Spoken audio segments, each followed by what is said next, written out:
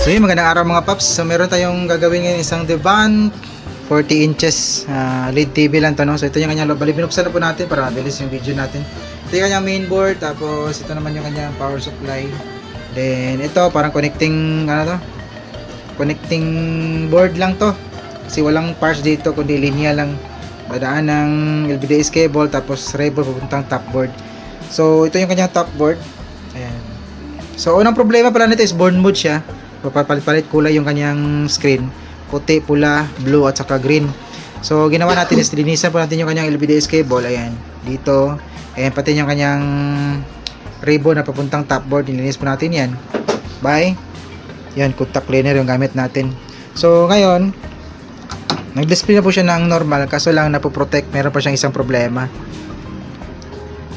So ayan, ito yung kanyang display, okay naman, walang problema sa my screen, no? So good siya nung start up.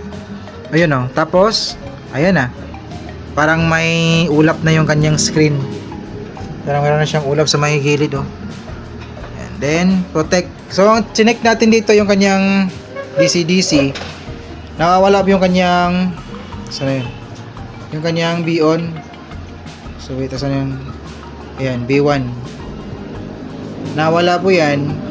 BGL or B-off, ABDD. Saan yung kanyang ABDD? Ito yung kanyang HBN, meron yan kasi 12 volts yan. So yung nawawala is yung kanyang B1, B-off, and yung kanyang ito ABDD and HABDD. Saan yung HABDD nya dito? So hanapin ko lang asan yung HABDD na kita natin kanina. ABDD, ito pala yung HABDD, oh.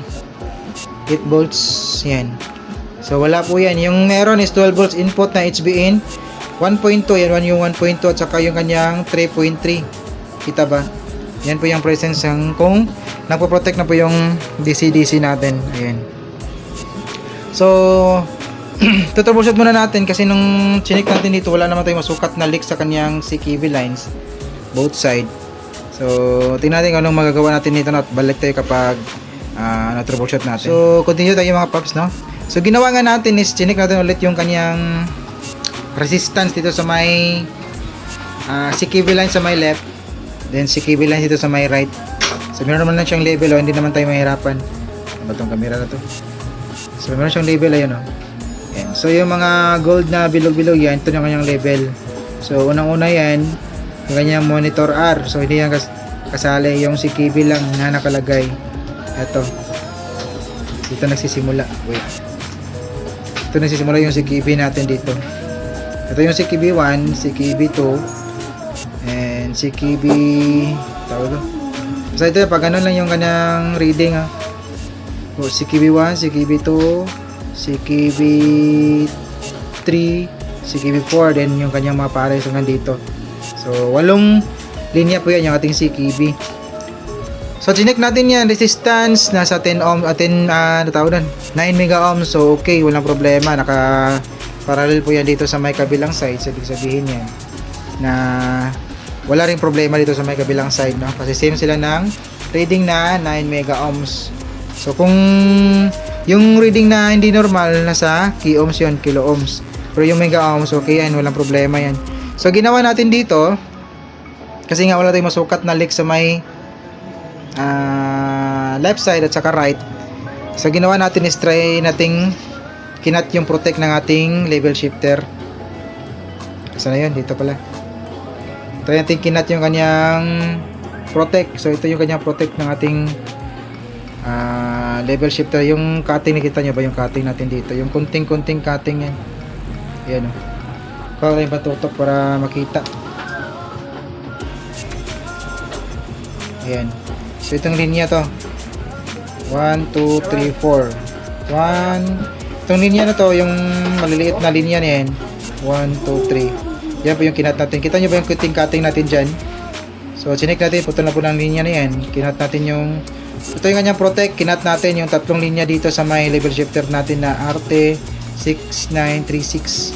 So ito na po kanyang naging resulta. Saksak. So angat natin konti. Wait. Ayun, labas yung logo ng Devant. Kanina, paglabas ng logo ng Devant, then konting start up lang, mga few seconds lang, mawawala na yung kanyang display para magkaroon ng ulap yung kanyang panel sa may gilid, no? Both sa kanyang bawat gilid. So tinest na rin natin to ng mga ilang minuto kasi seconds lang naman yung pagitan na mawala, mula start up niya, logo, then mawala na yung kanyang picture. So ngayon, tinest natin to ng mga 15 minutes kanina bago natin pinapower on ulit. So okay naman, wala namang naging problema. Tuloy-tuloy yung kanyang display 15 minutes. So ibig sabihin niya nakuha natin dun sa kanya pagkat ng protect sa kanyang level shifter. Ayan o.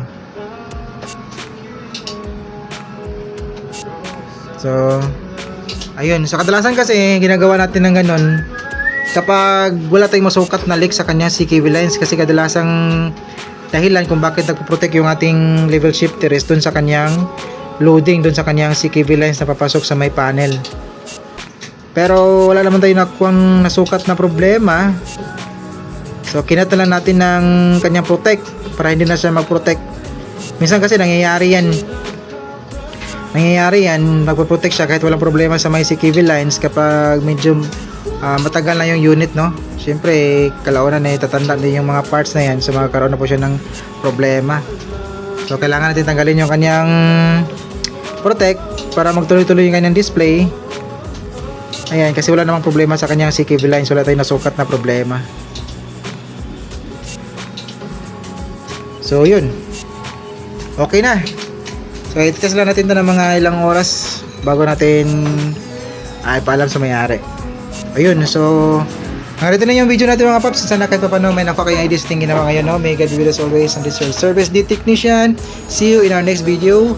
Bye bye.